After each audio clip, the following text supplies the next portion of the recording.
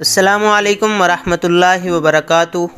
ناظرین، آپ دیکھ رہے ہیں ٹروتھ ہسٹری چینل۔ ناظرین، کسی بھی شخص کے سامنے اگر یہ سوال رکھا جائے کہ پاکستان میں قائد اعظم محمد علی جناح، بھارت میں مہاتما گاندھی، ایران میں آیت اللہ خمینی، چین میں ماؤ زے تنگ، امریکہ میں لوتھر کنگ، ترکیہ میں مصطفیٰ کمال پاشا، یوگوسلاویا میں جوسف ٹیٹو، برطانیہ میں ونسٹن چرچل، روس میں جوزف سٹالن اور کیوبا میں فیڈل کاسترو اپنی اپنی قوم کے رہنما گردانے جاتے ہیں، تو جنوبی افریقہ میں کون ہوگا؟ تو ذہن میں جھٹ سے ایک ہی نام امڑے گا، نیلسن منڈیلا۔ ناظرین، 5 دسمبر کو اسی عالمی رہنما کی برسی ہے جسے جنوبی افریقہ میں قوم کے باپ کا مقام حاصل ہے۔ ناظرین، اپنے ہی وطن میں نسل پرستی سے متاثرہ سیاہ فاموں کو ان کے بنیادی حقوق دلانے اور ملک کو جمہوری بنانے میں نیلسن منڈیلا نے اپنے لہو سے چراغ جلایا۔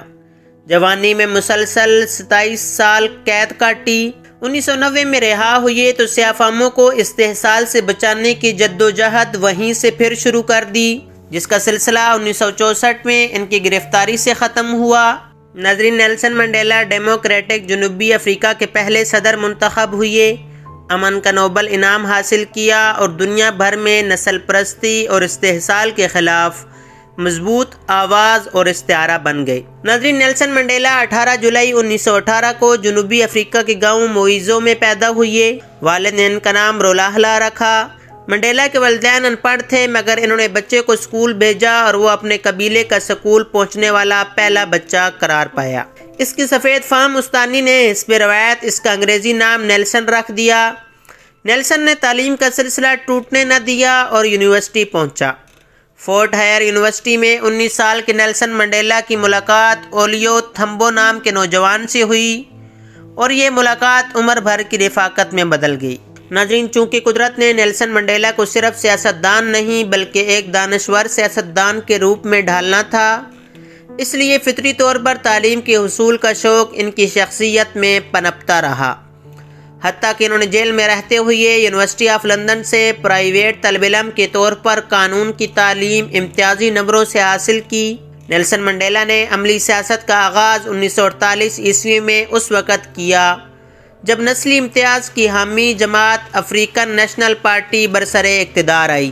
نیلسن منڈیلا کا ایک اہم کارنامہ انقلابی نظریات کی ترویج ہے۔ انہوں نے دھمکیوں سے نہ ڈرنے اور سامراجی طاقتوں کے سلسلے میں بیداری پیدا کرنے جیسے 2 اہم اصولوں کی بنیاد پر جنوبی افریقہ میں ایک عظیم انقلاب کی داغ بیل ڈالی۔ ناظرین، نیلسن منڈیلا کی نسلی امتیاز کے خلاف اس وسیع تر جدوجہد کے آغاز نے حکمرانوں کو ان کا سخت مخالف بنا دیا۔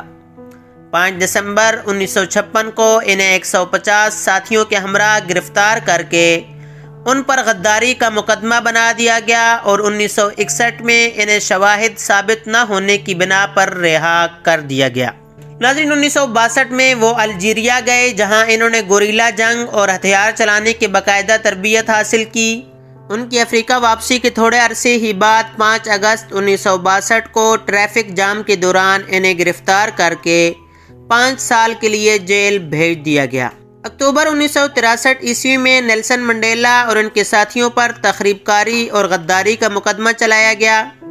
12 جون 1964 کو نیلسن منڈیلا اور ان کے تمام ساتھیوں کو غداری کا مجرم قرار دے کر عمر قید کی سزا سنا دی گئی۔ 1964 سے 1982 تک نیلسن منڈیلا نے کیپ ٹاؤن کے جزیرے روبن میں قید بمشقت برداشت کی۔ قید کے دوران نیلسن منڈیلا کی شہرت میں بے پناہ اضافہ ہوا اور وہ افریقہ میں اہم ترین سیاہ فام رہنما کے طور پر پہچانے جانے لگے۔ ناظرین، اس کے بعد فروری 1990 میں نیلسن منڈیلا کی رہائی کا اعلان کیا گیا۔ رہائی کے فوراً بعد نیلسن منڈیلا نے افریقن نیشنل کانگریس کی قیادت سنبھالی اور پارٹی کو آئندہ 4 برس بعد ہونے والے عام انتخابات کے لیے تیار کرنا شروع کر دیا۔ 27 اپریل 1994 کو جنوبی افریقہ میں انتخابات کا انعقاد کیا گیا۔ ان انتخابات میں افریقن نیشنل کانگریس نے 62% سے زائد ووٹ حاصل کیے اور نیلسن منڈیلا ملک کے پہلے سیاہ فام صدر منتخب ہو گئے۔ نیلسن منڈیلا نے صدر منتخب ہونے کے بعد گوروں سے سیاہ فام باشندوں یا اپنے اوپر ہونے والے ظلم کا انتقام لینے کی بجائے ایسے فیصلے کیے جس نے دنیا بھر کو حیران کر دیا۔ بڑے پیمانے پر سماجی اور معاشی اصلاحات ہوئیں۔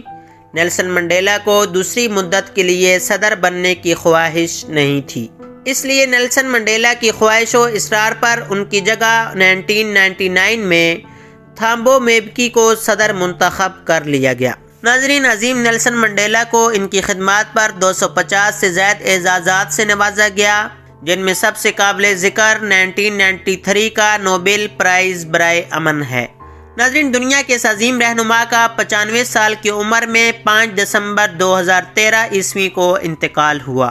آج نیلسن منڈیلا دنیا میں نہیں ہے، لیکن ان کے عظیم و دلفریب داستان حیات یہ ثابت کرتی ہے کہ اگر اقتدار کو عوام کی بہتری اور اس کی فلاح و بہبود کے لیے استعمال کیا جائے تو دنیا کی کوئی طاقت آپ کو زوال آشنا نہیں کر سکتی۔ ناظرین، آج کی ویڈیو میں آپ نے نیلسن منڈیلا کی ڈاکومنٹری دیکھی۔ امید ہے آج کی ویڈیو آپ کو انفارمیٹیو لگی ہوگی۔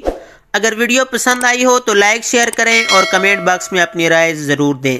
ملتے ہیں اگلی ویڈیو میں۔ اللہ حافظ۔